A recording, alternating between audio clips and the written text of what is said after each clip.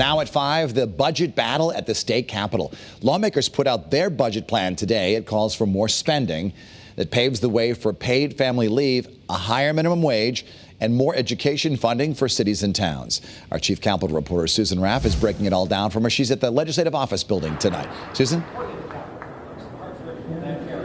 Dennis, it is a done deal as far as the appropriations budget. It passed just moments ago, and overall it is pretty similar to the governor's budget. They both agree on many of the same priorities, but Republicans say we can't afford those priorities. After weeks of hammering out a state budget, members of the Appropriations Committee have one. It's over 240 pages.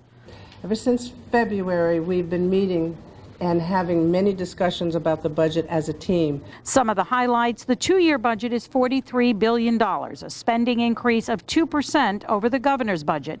It requires cities and towns to share in the cost of teacher pensions, but the amount is up for discussion. Their plan, however, gives more education aid to municipalities. It also paves the way for paid family leave and raising the minimum wage for nonprofits who work for the state. That's also not been yet decided. There is a proposal for 3 years, there's a proposal for 4 years, and there are other proposals. Their budget also spreads out teacher pension payments for 30 years. The state will end up paying a lot more in interest, but paying it all now would create a fiscal crisis. Well, no one likes to spread out costs any longer than you have to, but we do have the obligation, and that has to be met. Governor Lamont approves, saying this budget seeks to improve education, protect Connecticut's workforce through policies such as minimum wage and paid family leave. But Republicans, who have not put forth their own budget, are critical of what they say is too much spending.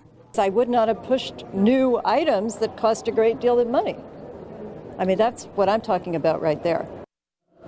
Tomorrow is also a big day here in Hartford. The Finance Committee will release their plan. This is a tax plan to pay for some of all of this spending. And we are expecting some tax increases in the Finance Committee's plan, which could include an increase in the sales tax on some of the services that we all use. For now, we're live in Hartford. Susan Raff, Channel 3 Eyewitness News.